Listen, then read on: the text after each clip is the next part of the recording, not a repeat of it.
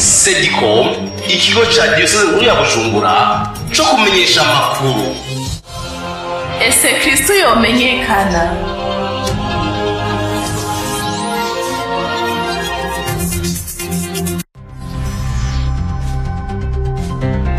Amakuru mu Kirundi mushikirizwa na Sedicom.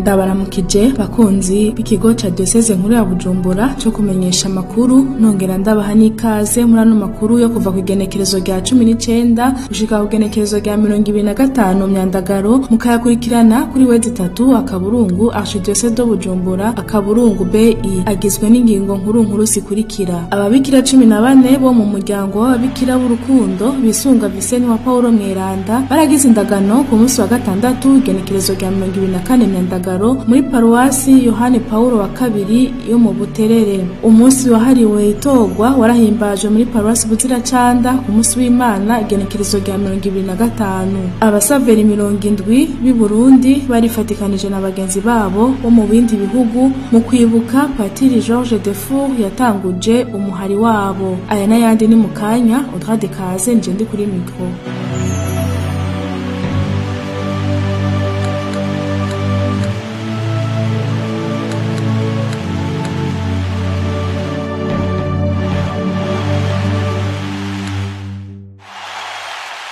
Ndasubiye kubaha ikaze duhera no makuru mu gisata c'itogwa. Ababikira 14 bo mu muryango w'ababikira b'urukundo bisunga Vincent wa Paulo Mweranda bo muri paruwasi yitiriwe Yohani Paulo Mweranda, Yohani Paulo wa kabiri Mweranda baragize indagano mu nkuka y'imisa y'igihe c'isaha 4 z'agatondo yaherejwe na nyine cubahiro Musenyeri Gervase Bashimiye ubusa umwepiskopi wa Diocese nkuru ya Bujumbura hari ku munsi wa gatandatu igenekerezo rya 24 Myandagaro. Idonido na mediatrice de mu rukundo. Akanyamuneza kari kose muri paruwasi Yohani Paulo wa kabiri Mweranda ya Buterere, aho kuri wa gatandatu igenekerezo rya 24 Myandagaro hari haramutse hatanga indagano ku bihebeye Imana 14 bo mu muryango w'ababikira b'urukundo bisunga Vincent wa Paulo Mweranda muri paruwasi nyene. Batandatu bagira indagano za mbere, 8 nabo bagira indagano z'ubuzima bwose. Hari mu nkuka ya misa yahereje saa 4 irongwa n'umwepiskopi mukuru wa Diocese nkuru ya Bujumbura Musenyeri Gervase Bashimiye ubusa. Yatanze isiguro ashimikiye ku rukundo agira ati urukundo niyo viza izoshikana umuntu mw'ijuru.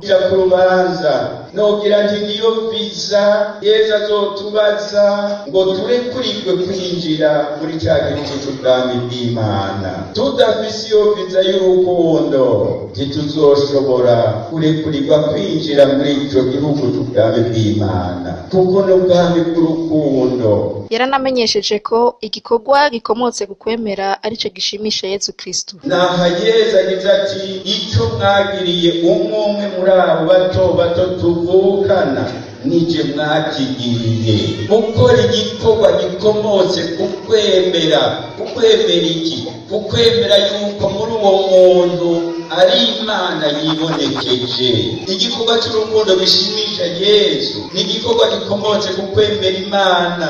Icyo ukoze ukamenya ko ugikoreye Imana. Inyuma y'iyo nsiguro abagira indagano za mbere baciye bashikiriza indagano zabo, umwe wese atura ubuzima Imana aragana ubwere ntegegwa ubworo n'ubugamburutsi. Abari barazigize bazosubiramwo biyemeza kuzigendera ubuzima bwabo bwose. Bahejeje bose umwepiskopi yaciye abaha igitabo c'amategeko y'uwo muryango nabo biyemeza kuyagendera. Yaciye abasabira mutima Mweranda nabo bishikana ku muvyeyi Bikira Mariya. Inkuka ya misa yarangiye mu kanyamuneza ntangere, aho abo babikira bakenguruka batamba bigina Imana. Ibirori vyabandanije mu kigo Don Bosco Buterere ahatangiwe inzimano. Mama Rosalia Nibogora arongoye uyo muryango yaragize ico atekereye abo babikira bagize indagano. Tumwumvirize. Ibanga ribangirwa ingata, kandi mu murima w'umukama abakozi ari bake. Tukaba dukeneye abakozi benshi beranda, nabo tukaba tubasaba ngo babe beranda, babere akarorero abandi, mbere babere akarorero n'abandi bazobakwirikira kugira ngo umukama abandanye amenyekana kw'isi yose. Tumwe mu bagize indagano za mbere Mama Maria Emeline Irakoze yaragaragaje akanyamuneza kuri uwo munsi, yizera mutima Mweranda n'ubukandizi bw'umuvyeyi Bikira Mariya ko bizomufasha kugendera iryo banga. Nitumwumvirize. Jewe ndumva afise akanyamuneza kenshi kubona ninjiye muri no banga rishasha ry'ubwihevyi.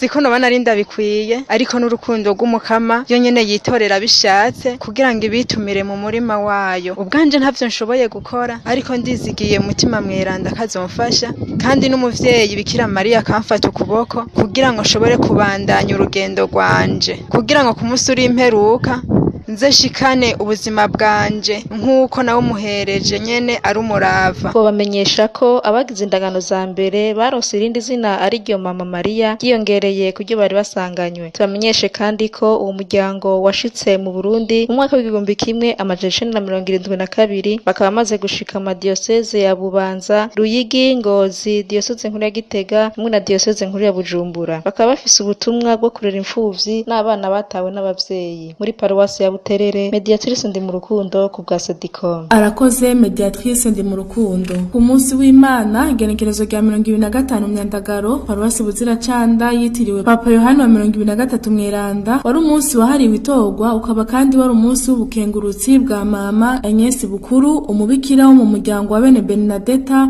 aho yifatikanya n'abakristo mu gusangira akanyamuneza k'imyaka 25 amaze yeguriye Imana ubuzima bwiwe bwose. Ni inkuru ya Donatien Munezero. Ibirori by'inkuka ya misa byatanguye isaha 4 n'igice zo mu gatondo, bikaba byatangujwe n'urugendo rweranda ruva mu kigo cy'abasaserdoti rugana ingoro y'Imana. Inkuka y'imisa ikaba yaherejwe na nyakubahwa umusenyeri wa diocese ya Ruyigi Blaise Nzeyimana, ahawe uruhusha na nyakubahwa umwepiskopi mukuru wa diocese nkuru ya Bujumbura Gervase Banshimiye ubusa. Ijambo ry'ikaze rya patiri mukuru wa paruwasi Buziracanda Toma Niragira yarahaye ikaze umwepiskopi n'abandi bayihebeye Imana n'abakristo bose bari baje muri uwo munsi mukuru. Yongera amenyesha abakristo ko amezi 2 ari amezi yahariwe igikorwa cya Papa cyo gukwizaho inkuru nziza, kikaba citiriwe Petero Mweranda. Inyuma y'ijambo ry'ikaze rya patiri mukuru umwepiskopi yaciye atanguranye izina ibirori by'inkuka y'imisa. Musiguro y'ijambo ry'Imana yaramenyesheje ko ubuzima nyabwo ari ubwo dusangiye n'Imana. Mu ubuzima nyabwo nubwo dusangiye n'Imana, none ko turondera ubwo buzima budahera zaho gusemagura amasoro. Ntivyoroshe, nukwemera kwibabaza, nukuraba n'ingene Yezu yatwegeranije yemeye kubambwa ku musaraba.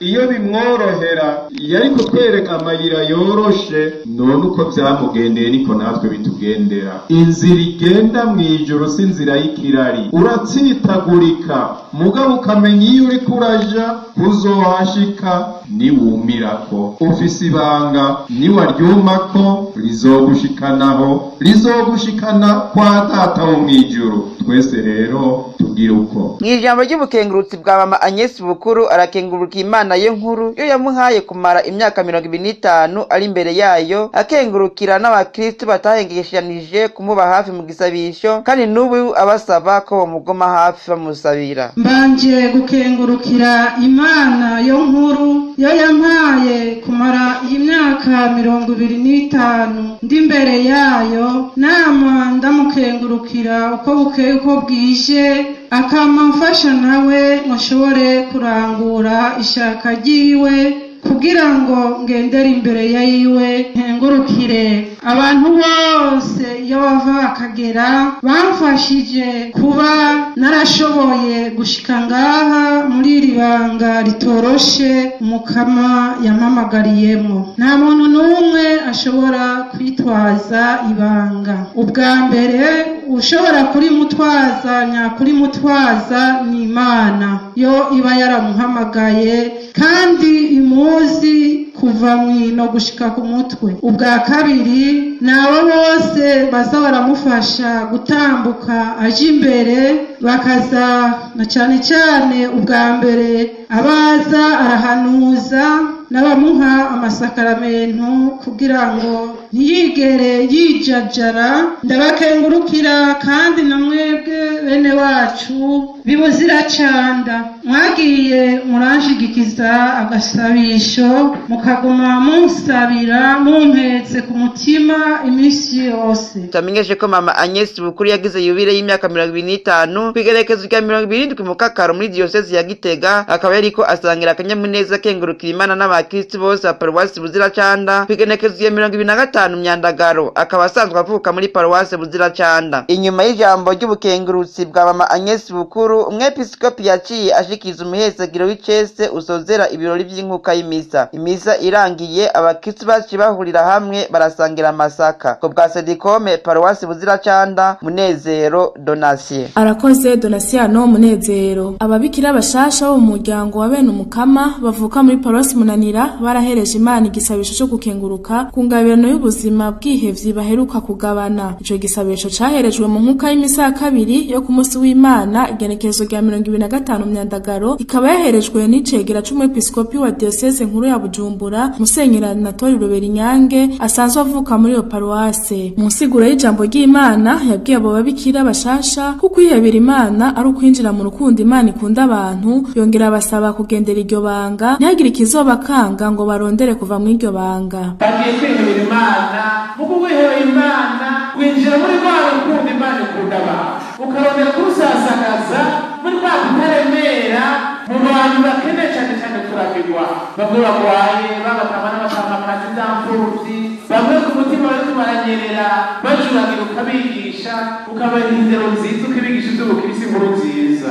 Ntibataye umwanya, ntibataye ubuzima, bazoshikira ukuri n'ahazwa kw'Imana. Mugabo barabibagora, ariko muze kugendera ibanga bavukanye. Turiko turabakeza tunezerwa, ibanga mwatoranye ni ryiza. Mukandi amabanga yose ari neza, ni ryiza muze murigendere. Ntihagire ikizobakanga ngo muhabuke murondere kuva mw'ibanga. Muraribangira ingata. Imana izokubagirira ivyiza. Mama Rosette Irankunda yaserukiye Mama Eliane Ntakarutimana mu ijambo yashikirije yarakengurukiye Imana, yongera akengurukira abavyeyi babibarutse, abarezi babafashije kumenya gutandukanya ikibi n'iciza, umuryango wa paruwasi wabareze ukabafasha gutera imbere mu vy'umutima, yongera akengurukira patiri mukuru wa paruwasi Munanira, yarakengurukiye kandi umwepiskopi Mikaeli Ntuyahaga yatanguje uwo muryango be n'umuryango wa bene umukama wabakiriye n'abitanze kugira ngo urwo rubanza rugende neza. Yarongeye kandi asaba abakristu ko boguma babasabira kugira ngo iryo banga baze baryumeko. Ibiteka n'ibanga twatewe birahambaye, ariko rero kubitwara n'umurimo. Nico gituma tubasabe wese uko mwaje kudushyigikira, mwame mudutera intege mu kudushigikiriza igisabisho twame tuberewe n'ibanga Imana yadushoboye mu kubitwara mu rukundo n'akanyamuneza.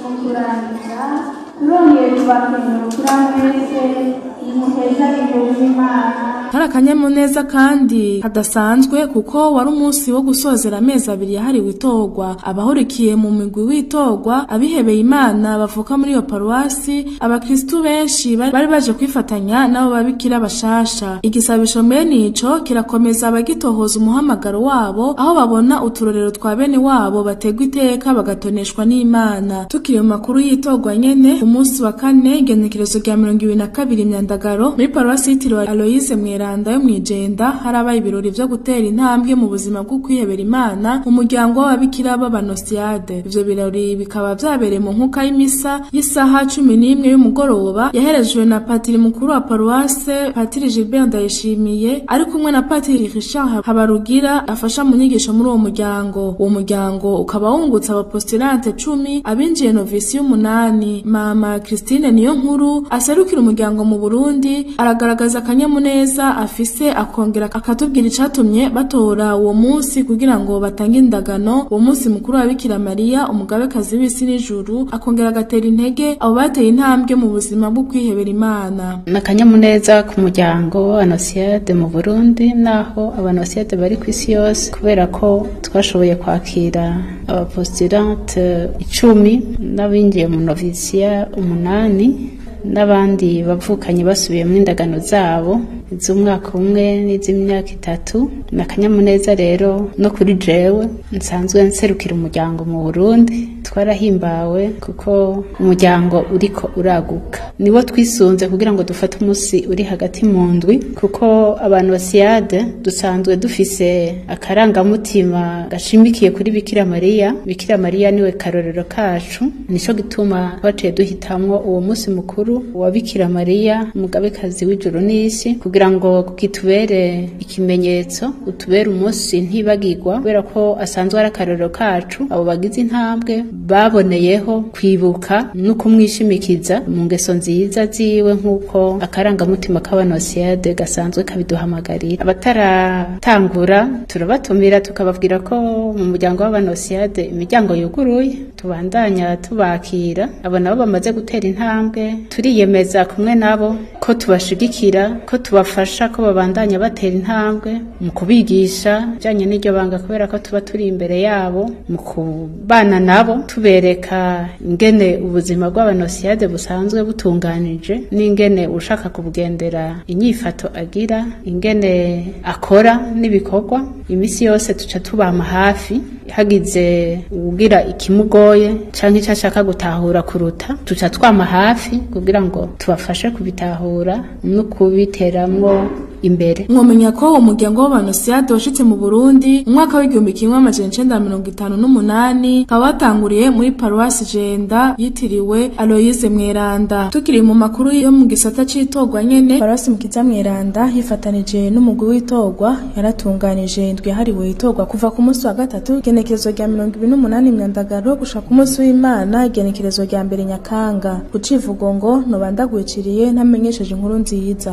Umupfasoni Pelagia Bizindavyi, umukuru w'umugwi w'itorwa, aratubwira icatumye batunganya iyo ndwi ari kuri mikro ya Marie Chantal Nzeyimana. Twashatse gukabura urwaruka rwacu rurabaho rutazi itorwa icarico. Hariho n'abataja muri groupe vocationnelle ngo bavyige babimenye. Rero twaripfuje gukoranya urwaruka kugira ngo turondere ababigisha, turondere abihebeye Imana imigwi itandukanye, kugira ngo bamenye vy'ukuri itorwa icarico. Itorwa riri kwishi, hariho gutorwa ukaba uwihebeye Imana, hakaba no gutorwa mu bubatse Kristo. Turashaka rero kuronka abihebeye Imana benshi beranda muri paruwase Nyakabiga, tugashaka n'ingo nyeranda muri paruwase yacu Nyakabiga. Iyo niyo ntumbero twari dufise vy'ukuri, kugira abana bacu bumve yuko umukama ashobora kubahamagara umwe wese mu izina ryiwe. Aho Samueli umukama yamuhamagara yaritavye, ariko yagiye kumenya ko ari umukama yamuhamagaye atevye. Turashaka abana bacu vy'ukuri ko nibumva ijwi ry'umukama baryitabe, ntibakekeranye, ahubwo bamenye ico batorewe, bamenye ico umukama abashakako.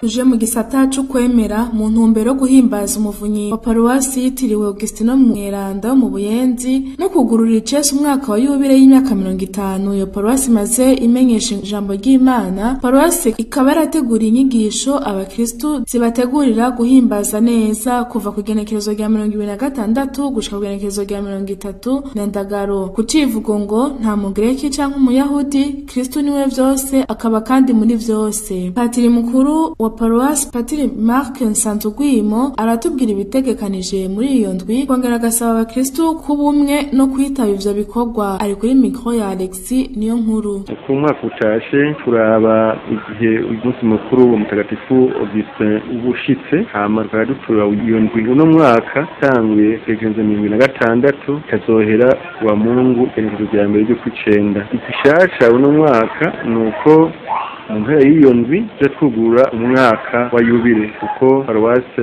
yacu imaze imyaka 50 batangwe gusoma imisa ngaha muri quartier ya Buyenzi. Inyigisho mwateguriye abakristo bari nk'izi: uwa mbere ntangamarara yo kuzirikana ico yubile isigura, hanyuma kuwa kabiri kwigisha kuvyerekeye abari mu mihari n'abari mu migwi ingene kwitegura yubile, n'ingene bo bakristo muri rusangi ingene bo kwita ubutumwa muri paruwase. Kuwa gatatu gikino cerekeye uyo mutagatifu Augustin umuvunyi wa paruwasi yacu. Ejo zoba inyigisho zerekeye ingo n'imiryango. Ku gatanu naho patiri mukuru ariwe jewe azoheza yishure ibibazo abakristo batandukanye banditse bagashikiriza, hanyuma abaha inyishu zitomoye ku buzima bwa paruwasi no kuvyerekeye ukwemera kwayo. Hanyuma ku gatandatu tubara kwitegura kwa Mungu haca umunsi mukuru uzoba urimwo nkuka y'imisa. Hanyuma muri iyo nkuka y'imisa hazoba kubisikanya inama ya paruwasi yahora ihari,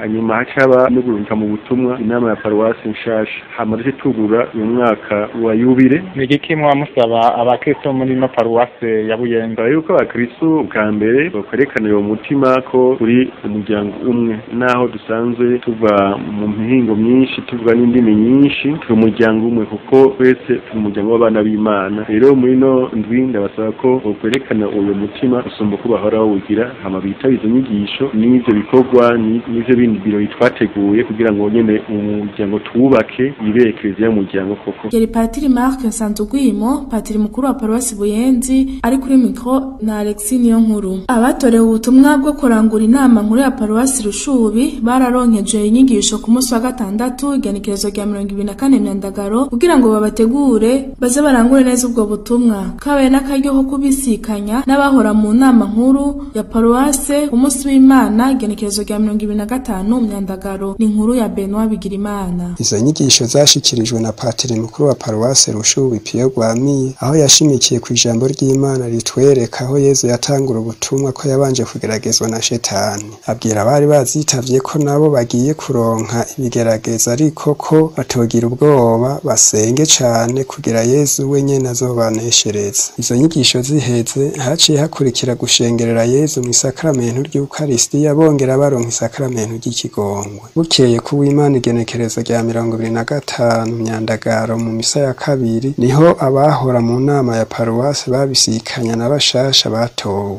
Baserukira izo nama zose barafashe amajambo. Waserukira inama yahahora arashikiriza umuryango w'abakristo muri make ivyo baranguye mu myaka 3 irangiye. Uwatowe ngo arongore inama ya paruwasi nshasha nawe arashikiriza bikuru mu vyo bategekanya kuzorangura mu myaka 3 iri imbere. Inkuka y'imisi irangiye bahuriye mu gatutu mu nzu y'amanama ya paruwasi. Benoit Bigirimana, paruwasi Rushubi ku bwa Sedicom. Arakoze Benoit Bigirimana. Dusozere wano makuru ku makuru y'imihari n'imigwi. Abasaveri bangana 70 b'i Burundi bari kumwe n'umunyamabanga w'inama nkuru y'Abepiskopi Katolika mu butumwa bw'abarayike Patiri Salvatore Citeretse barifatikanije n'abandi bo mu bihugu bitandukanye mu kwibuka Patiri George Defour yatanguje umuhari w'abasaveri hakabaheze imyaka 7 arengutse Bukama. Ibirori vyo kumwibuka bikaba vyatanguye kuva ku igenekerezo rya 21 gushika ku igenekerezo rya 25 Myandagaro mu gihugu c'u Rwanda. Ni inkuru ya Gonzalve Ntashimikiro. Muri ivyo birori vyo kwibuka Patiri George Defour yatanguje umuhari w'abasaveri, abasaveri bo mu bihugu bitandukanye barahuriye mu gihugu c'u Rwanda kuva ku igenekerezo rya 21 gushika ku igenekerezo rya 25 Myandagaro. Nyuma y'urwo rugendo Zino Beni Iragice gace mukuru w'umuhari kw'isi yose yaramenyesheje ingene bahimbaje uwo munsi mukuru. Abasaveri baje bava mu bihugu bine, bari twiteze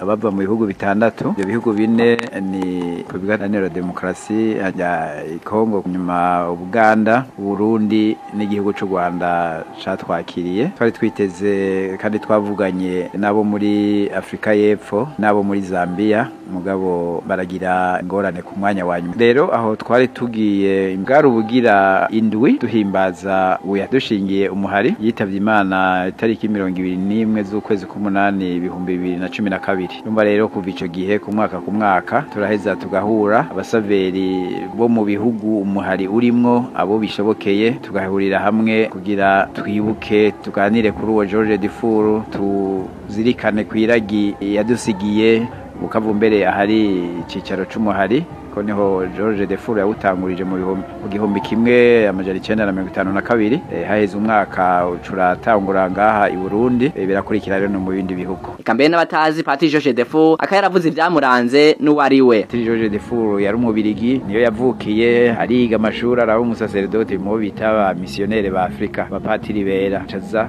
mu butumwa aha muri igihugu cita Zaire kera uca Congo Iharanira Demokarasi. Yahamaze imyaka irenga 60 ari hakorera ubwo butumwa. Arakomeza uwo muhara arawutanguza, arateza imbere icyo gihugu yarimwo mu vy'ama institut akomeye yigishije incabwenge ngaho, aragira ibintu hamwe leta y'ico gihugu mbere n'inyuma y'ico gihugu bamuhe ibidari vyinshi kubera ibintu akora. George Defoe yari umusaveri mugabo Imana umutima mweranda yaramubwiye ko muguza umuhaye w'abasaveri iyo zina Muvunyi biva kuri Muvunyi Francisco Xavier mweranda, yarayiha ico civugo kundo imisi yose cyatevye gitera imbere mu misi twebwe dutanguye tukurira izi myaka yitavye Imana mbere niho twaciye twongera ko urukundo imisi yose na hose urumva aho na twebwe ni kakabuto tugendera. Iyo nararibonye muri uwo muhari ashinga intaye ko George Defoe yamukoye ko ivyamwa vyinshi bituma abo mu Kristo abushitse akongera kandi akaba n'imboneza mu bandi. Yaboneyeho no guhamagarira urwaruka n'abakuze abari muri uwo muhari eka mbere n'abatari muri wo abakristo bose kuba abashingira intaye Kristo ngo kwiza hose inkuru nziza ya Yezu Kristo nkuko Patiri George Defoe arivyo vyamuranze. Mwomenya ko Patiri George Defoe yavukiye mu gihugu c'Ububirigi mu 1913 yinjira mu muryango wa Patiri wa missionnaire ba Afrika 1932 yatwe mu ibanga ry'ubusaserdoti mu 1939 no kuva mu mwaka w'1946 abamurongoye bamurongitse kurangura ubutumwa bwiwe mu gihugu ca Kongo cyahoze citwa Zaire. Bwo butumwa yaburanguriye mu ntara ya Kivu muri diocese ya Bukavu kubera ibikorwa vyinshi vyiza yakoreye muri ico gihugu mu guteza imbere urwaruka mu nyigisho, indero, magara y'abantu, mu kubaka amashure, mu guteza imbere imico kama ya Afrika. Leta y'ico gihugu hamwe n'abaserukira Eklezia i Bukavu baramuronkeje udushimwe twinshi n'imidari itari mike. Mu vyo yaharanguriye harimo no gutanguza umuhari wa Saveri ku isi yose, unaho kabatanguye mu 1952 aho hose akaba yashaka gushikana urwaruka ku iterambere ry'umutima n'umubiri. Akaba kandi yaranditse ibitabo birenga 100 birimo inyigisho zerekeye ibisata bitandukanye vyo mu buzima. Yitavye Imana mu 2012 mu Bubiligi, ariko nkuko yari yarabisavye yahambwe Bukavu mu gasengero k'Ibandari ari isharo gikuru c'umuhari wa Saveri ku isi. Akaba yitavye Imana afise imyaka 99. Mwomenya kandi ko abasaveri ba Kristo n'abasazerdoti mu muryango wa missionnaire ba Afrika bashigikiwe n'abarongoye Eklezia i Bukavu bamaze gutangura kumusabira ko yoshigwa mu gihari c'aberanda. Ntashimikiro Gonzalve bwa Sedicom. Arakoze Gonzalve Ntashimikiro.